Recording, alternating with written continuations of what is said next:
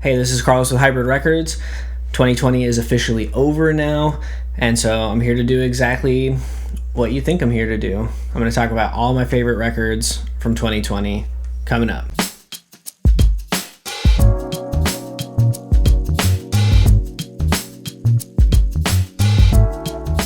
So the first thing I want to do is I want to talk about some of my favorite records from the year that I don't own on vinyl and that I can't physically show you, but that I'll put up here or here or here or somewhere.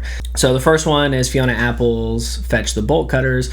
Great record. I don't need to tell anybody that it's great. Everybody knows. The second is Phoebe Bridgers' Punisher. This is an incredible record. It's perfect front to back.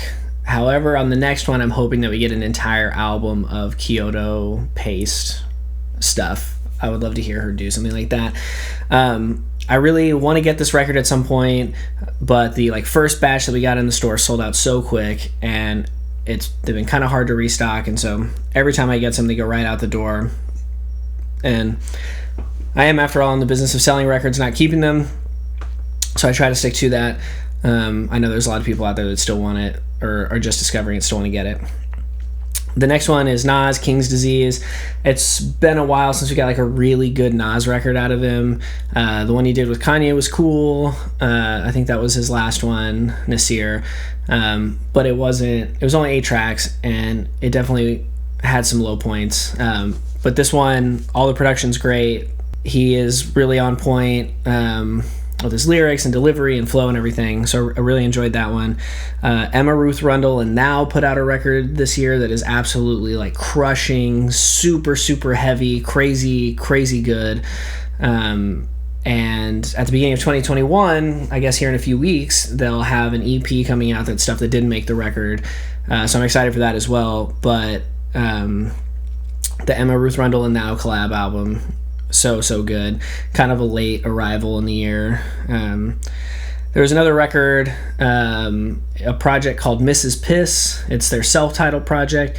This is Chelsea Wolfe and the drummer that was on the Hisspun record, Jess Gowrie. Hisspun is my favorite Chelsea Wolfe record. It's the doomiest and the heaviest, and it's so good. And so for the two of them to be working on another project together, of course it was also going to be good. Also, Bogwife put out a record, Halls of Rebirth. Bogwife is a psychedelic doom metal band out of the northern part of Denmark, I believe. Really great record, super super heavy. Really enjoyed it. Don't have a copy of this because I keep selling them to people in the store. Definitely a band people should be getting into. Then there was also a record by a band called Acid Mammoth, called Under Acid Hoof.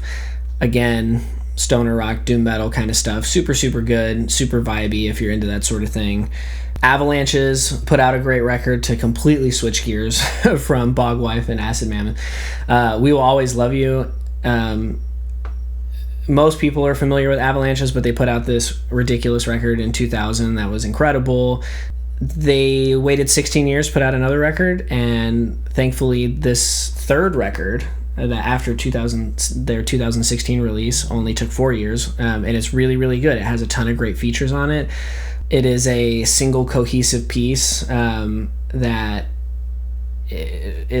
flows together front to back. I can't imagine wanting to listen to just 1 or 2 of the songs on this record alone. I always want to listen to it in its entirety, although there are a few that I probably will play in DJ sets once I get back to DJing. And then obviously Kid Cudi, Man on the Moon 3. This record, as well as the Avalanches, came in kind of at the last second of the year, both December releases. And it's so good. We've waited a very long time for another Man on the Moon, 10 years, and it is incredible. And to go back to another one of my favorite records of the year, there is a collab track or a feature with Phoebe Bridgers on this record that is just absolutely devastating. It's so good. Hits you in the feels every time. But yeah, next I want to show some stuff that I picked up that I have actual copies of, and talk about those.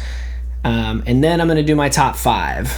I thought about doing a more like comprehensive like top 20 list, but actually ranking what I thought the 20th best record of the year was and the best record of the year was not only seemed daunting but seemed kind of silly. So I'm not going to do that. I'm just going to talk about records that I liked a lot, and then the top 5 where I guess I think it's the most important ranking. Then we'll get to that. So let's get into that. Let's pull out some records. All right. So I'm going to talk about some of the records that I have. A couple of things that should be noted at this juncture in the video. A fly has entered the room that is driving me insane, and it has started to rain outside. So hopefully the sound of the rain doesn't hit the windows too bad and make too much noise. But if you hear sound of rain, it's because it's raining. So the first record that I want to talk about is Undying Thirst by Black Market Brass. This record was a pick for the Hybrid Record Club. It's like a record of the month club that we do through the store. It is crazy good. So far, it has probably been the one that the most people have like hit us up about and been like, yo, this record's insane. Thanks for picking it and showing it to us. Which is funny because it came out earlier in the year and I had it in the store and I was trying to turn people on to it before the record club and was not having a lot of success. And so when the record club started, I was like, okay, sick. Like, this is how I'm going to get people into this. And I think it worked. But this record's crazy good. If you don't have it, you should get it. It's on Coal Mine. If you're not familiar with Coal Mine, you should familiarize yourself because everything they release is crazy good. We'll get to another Coal Mine release here in a little bit. So the next one is another record club pick that we did. This one comes from Terrace Martin, Robert Glasper, Kamasi Washington, and Ninth Wonder. The project and the title of this, I guess technically EP, is Dinner Party. Terrace Martin, vocalist, producer. Robert Glasper is a jazz keyboardist. Kamasi Washington is a jazz saxophone player. And Ninth Wonder is one of the top 5 hip-hop producers ever to walk the face of the earth. And it's crazy good. Super, super good. Must be listened to. Just vibes. This one is Thundercat, It Is What It Is. Obviously a great record. I don't need to tell anybody that Thundercat is great at this point. And I was able to pick this up on the picture disc right there. I actually had stocked copies of this in the store, the picture disc version and the cream colored vinyl version. And I kind of actually, normally I would go for the colored vinyl over the picture disc, but people slept on this one. And so, after a little while, I was like, you know what? If y'all aren't going to pick this up, I am. It's got crazy, crazy features. Gambino, Ty Dolla $ign, Steve Lacy, Lil B, Kamasi Washington, Bad Bad Not Good. So many great people on this record. Thundercat, amazing bass player. Another one is 10 Tricks Point Never, otherwise known as Daniel Lopatin. Scores the Safdie brother films. He's done Good Time and he did Uncut Gems. It's just a great electronic record, and it was just great to have on and to kind of think about stuff and kind of enter into your own world. And a great soundtrack for just sitting and thinking. I got it on the yellow vinyl. This one came from Warp Records. Great label. But definitely check that one out. Now, this next one I really thought was going to be my album of the year. When it first came out and I listened to it, I really, really thought it was going to be the album of the year. It's by one of my favorite artists. But it is Swamp Dogg. Sorry you couldn't make it. This is Swamp Dogg doing country music. He has a whole write-up on the back about his personal experience with country music and what it means to him and stuff. And it's a really interesting story. I got the deluxe version on the Swamp Green vinyl. It also came with a 7-inch and it also came with this booklet, which is pretty dope. But I mean, we have to address the elephant in the room. The song that kicks off side B is a song called Memories that features John Prine. John Prine, another one of my favorite musicians, songwriters. And when it first came out, it was a song that would choke you up a little bit, you know? It's just very, very poignant. John Prine's performance on it is incredible. Swamp Dogg's relationship with John Prine, their long friendship, plays into some of that emotion as well. But then John Prine passed in April, and that song is even more poignant. And it's just such bullshit that something like COVID-19 took one of the greatest American songwriters of all time. But we still have all his records, and specifically we still have the song Memories. Great album. Here's one, Bully, Sugar Egg. This is the signed version. It's on this blue, white, marble, clear, colored vinyl, whatever you want to call it. Also comes with a flexi disc. Alicia Bognanno, I think I'm saying her name correctly, is just this insane songwriter. Interned with Steve Albini and I think she's still doing all of the production work on their records, but their debut album feels like it's just a fucking ripper and is so good front to back, has so many great songs. She's so energetic, her songwriting's amazing, her playing's amazing, her voice is incredible, and Sugar Egg keeps going. This is their third record, I believe, and it's more of what you love from Bully. Great band, love them, love her. So if you haven't checked it out, check it out. I got this from End of an Ear in Austin, the signed version. We didn't get any of those. So shouts out to End of an Ear for hooking your boy up.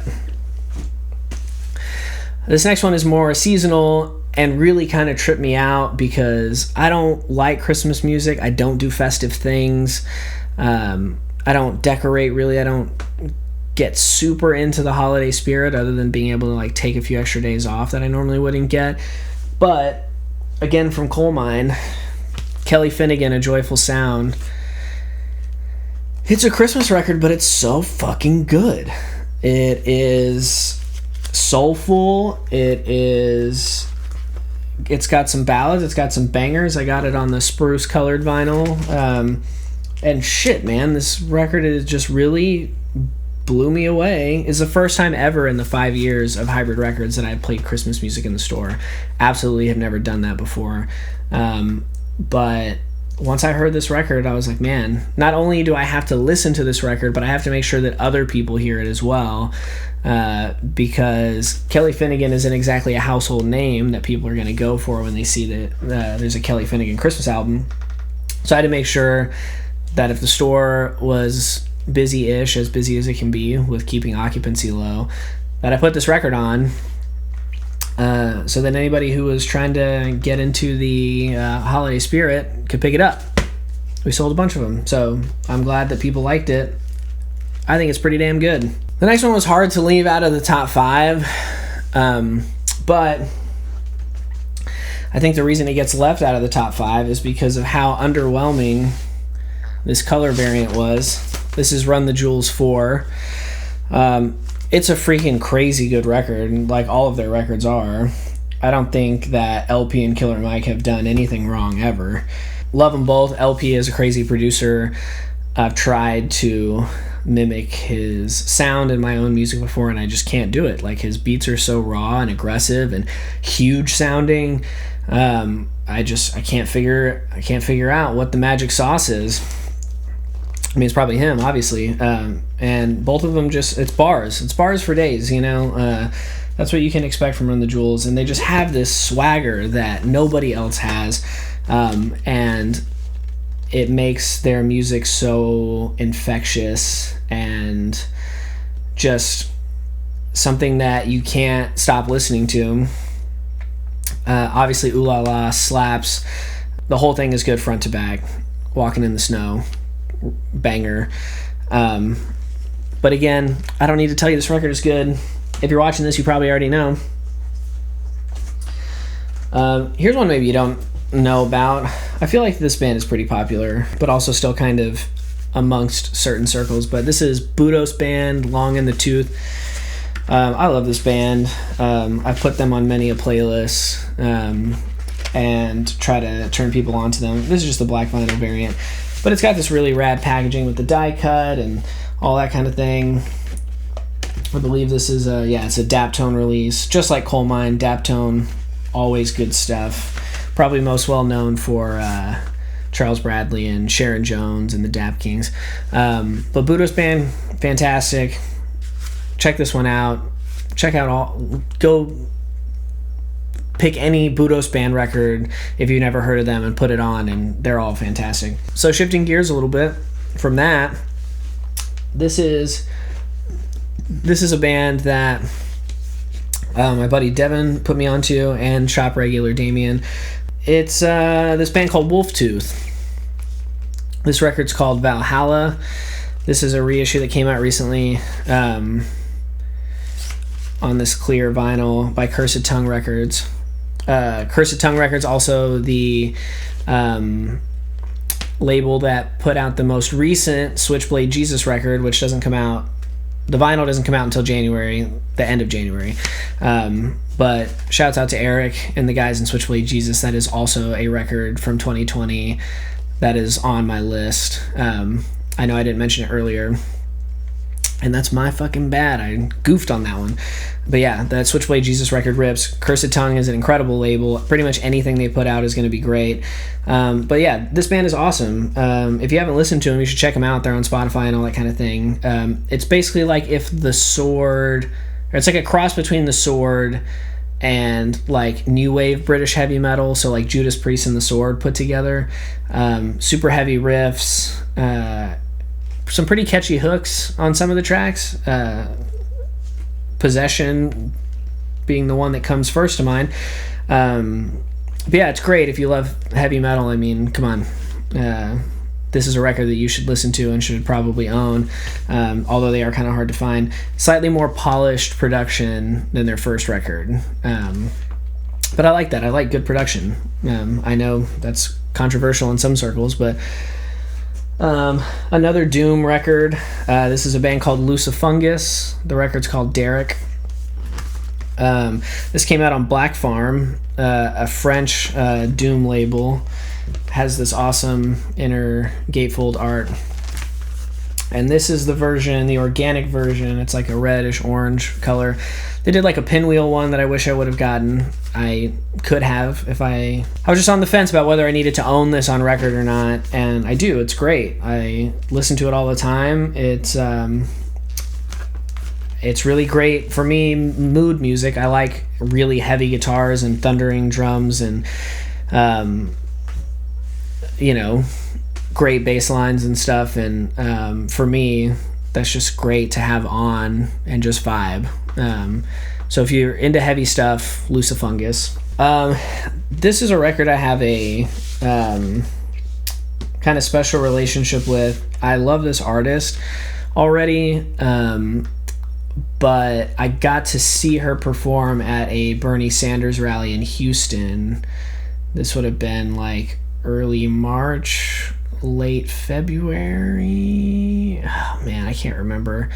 But I was up there. Bernie was having a rally. I was already there anyway, not for that. And we were like, okay, we should go to the Bernie rally. Soccer Mommy was opening it, and this record had not come out yet. This is Color Theory, her most recent release, or their most recent release. And this record hadn't come out yet, but she played several tracks from it. Circle the Drain, Crawling in My Skin, I remember. I think Royal Screw Up she played. And I remember hearing Circle the Drain for the first time, and I was just like, geez, this is incredible. The songwriting, the performance, the production on it's great, and you could even hear, I mean, they played it very close to how it sounds here live with the drum machine and everything. But this record's incredible. She has a really great episode of the Song Exploder podcast talking about Circle the Drain. Highly recommend you listen to that. It's a fantastic record. Go pick it up. This one, and I also forgot to mention in the albums I don't own section, the Beach Bunny Honeymoon record. Incredible. So good, catchy, upbeat, pop, rock, pop punk kind of sound on that Beach Bunny record. And the Soccer Mommy record is just, she's elevated from bedroom pop at this point, but still has that very dreamy kind of quality. Very poignant lyrics, catchy stuff. Love Soccer Mommy. This one, I hope you get as excited about it as I am, because I love the film Mandy. I love Nick Cage, one of the greatest actors of our time, and I'm not saying that ironically. If you disagree with me, you're wrong. Nick Cage is incredible. But he was in this crazy horror movie, kind of psychedelic horror movie, Mandy. And Lioness Roach in the film plays a cult leader named Jeremiah Sand, who is the leader of the Children of the New Dawn. He is a failed musician. He slips Red, Nick Cage's character, some acid and starts like talking all crazy to him and puts his own record on in the background. It's the Lost record. And so this is that Lost record. They made the fictional thing that doesn't even get played in the film really into a full album. It's called Lift It Down, Jeremiah Sand, and it has this whole crazy write-up in it by Genesis Breyer P. O'Ridge, member of Throbbing Gristle maybe. There's some connection.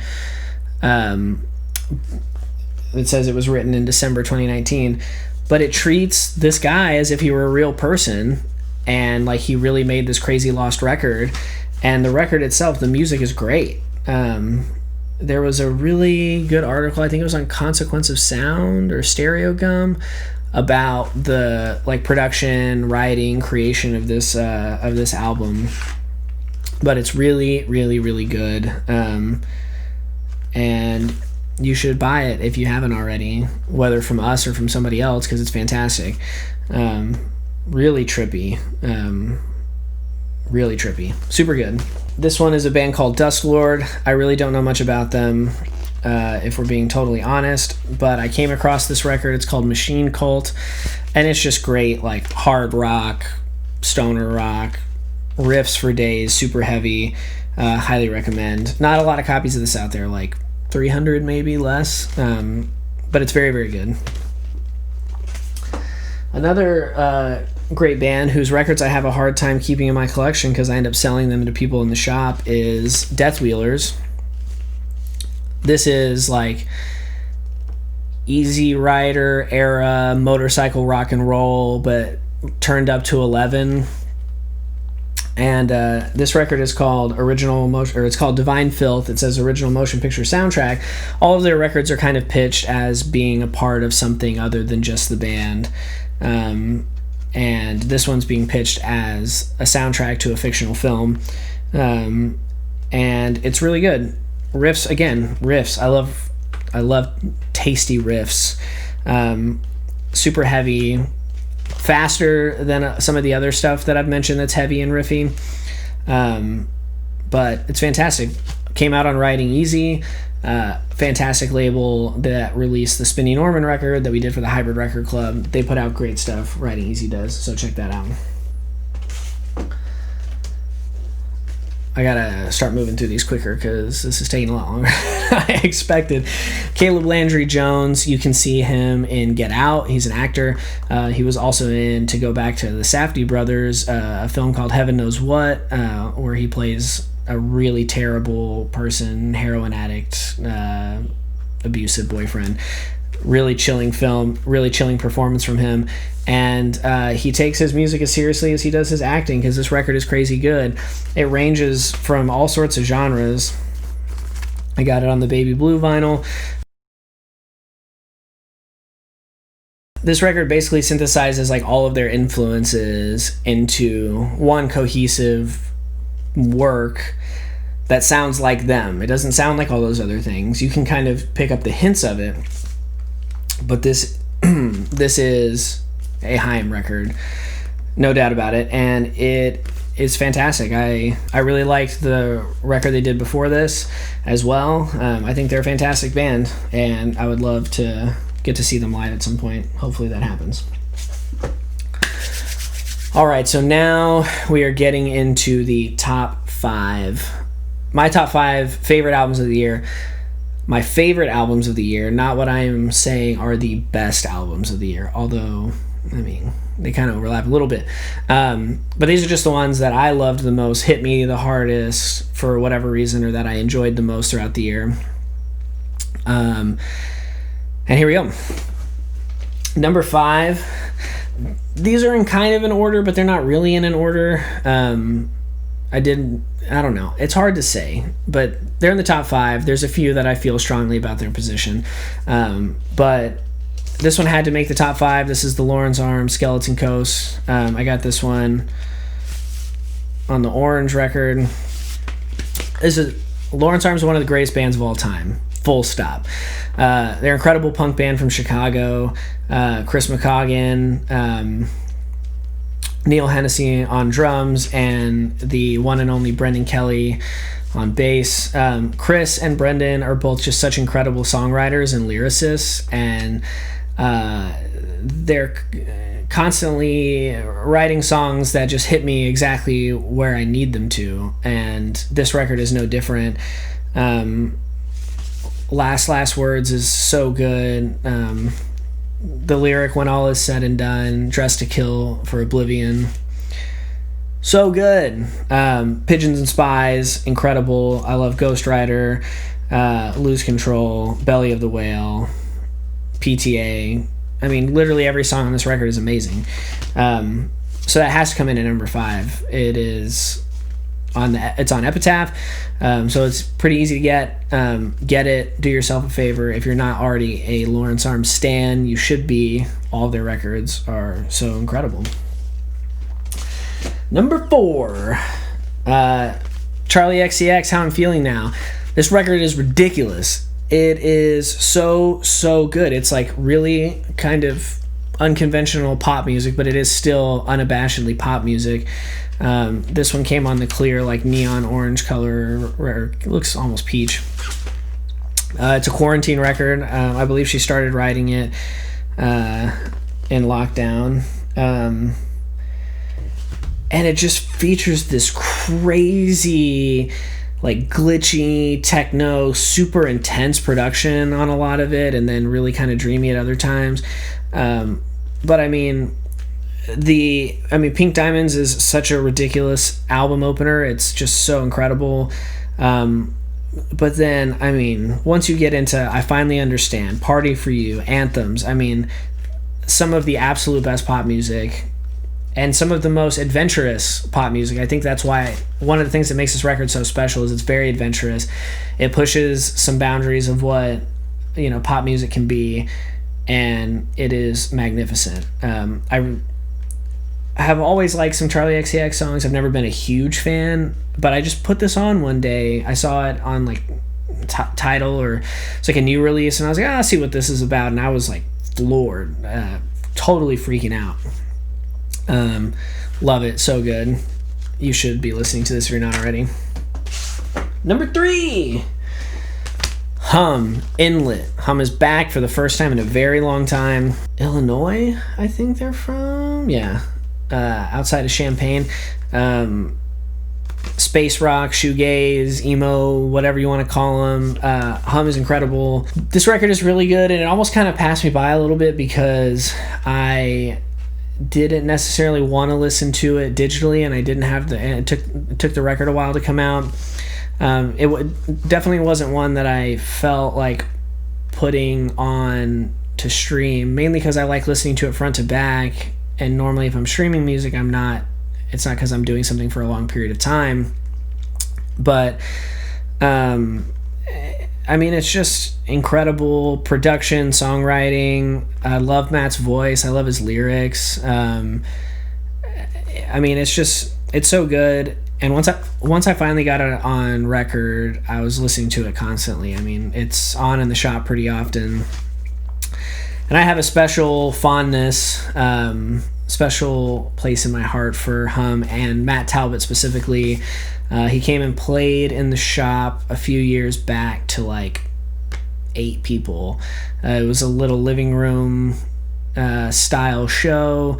He didn't play any Hum stuff. It was all solo stuff, but it was great. He was super, super nice, incredible guy. In the middle of the set, he stopped playing and he got up and made himself a margarita from scratch, cut and squeezed the limes, shook it all up and everything. And at first didn't quite say anything to us. He just started doing it, and then he kind of turned around and looked at us and was like, "So how's everybody doing?" And it was hilarious. I mean, it was so good.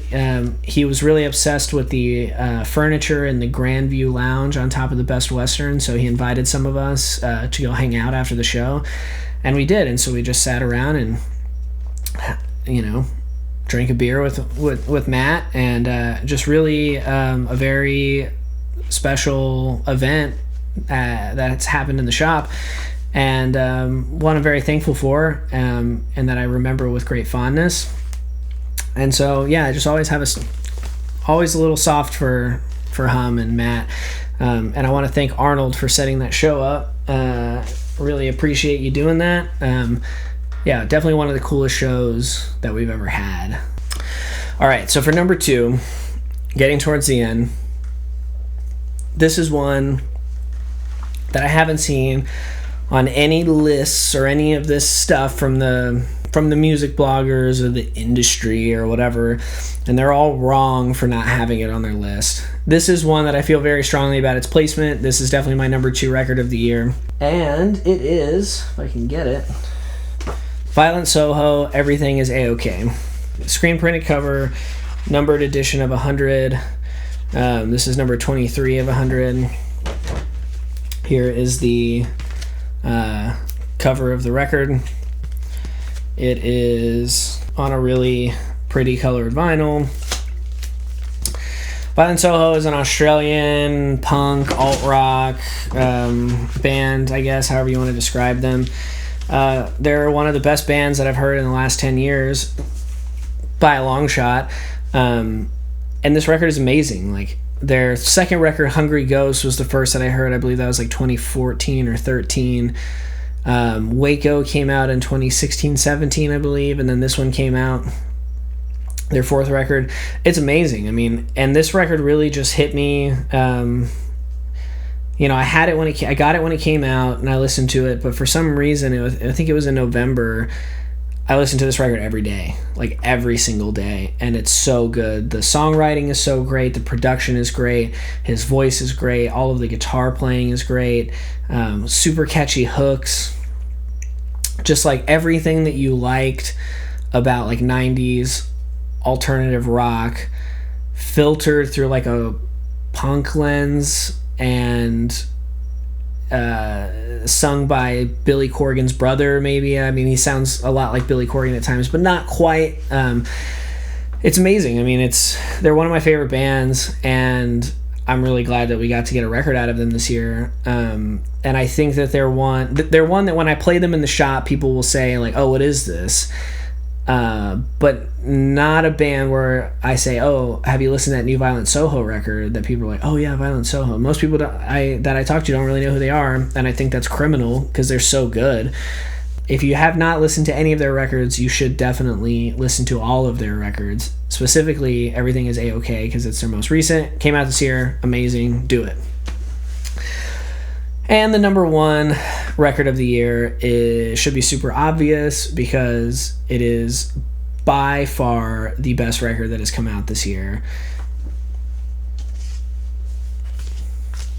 Dua Lipa. Future Nostalgia. I got this one on the clear pink vinyl. It came with a signed, like an autographed photo card that is hanging up in the store. Dua Lipa is everything a pop star should be. She's got a great voice. She has a great ear for, good production, great melodies, and she is the total package because she really cares about the whole package. She's not just interested in getting in the studio, cranking out some hits, cashing some Spotify checks, and moving on. And she's also not content with, getting a couple of singles on a record and touring them and, selling merch and making money and then, going off and not, really thinking about her craft until the next album cycle comes around. I mean, she has done so much for this record while not being able to tour, and everything is so well produced. It's so well thought out. The look, the videos, the album art on this is great. It's got this really nice kind of matte finish to it. Great gatefold.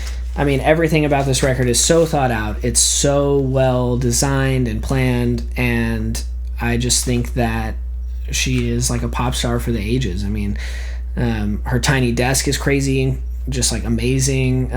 Studio 2054 was like an incredible live stream concert experience. And literally go down the list of every single song. Every song on this record is a single. It's ridiculous. Like, they could have put up the track listing on the wall and thrown a dart, and whichever one it landed closest to, they could be like, all right, there we go.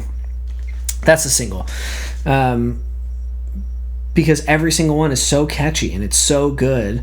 And I just hope that before the next record comes out, we get a video for every song. Like, I think there should be a music video for every song on this record. It's incredible. I've been listening to it constantly since it came out in March, I think it was, and I haven't gotten tired of it.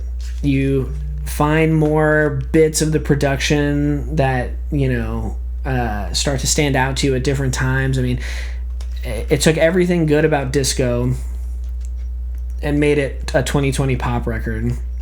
Crazy bass lines, slappy drums, like luscious synth lines and synth pads, and I just really am honestly shocked that I'm sitting here saying this. I did not care for her first record that much, and I still don't really care for any of those songs. But yeah, Dua Lipa, best record of the year. It's no contest. It's not up for discussion. It is what it is. I don't make the rules, folks. Sorry. But that's those have been all my favorite records of the year. This went a little longer than maybe I expected it to, but there was a lot of stuff to talk about. It was a fairly decent year for records, despite it being a terrible year for everything else. And I didn't even get into reissues, compilations, record store day stuff that came out, anything. Let me know in the comments what I got wrong, or what your favorite records were that I left out. I know there's definitely stuff that I left out. We'll see you next time.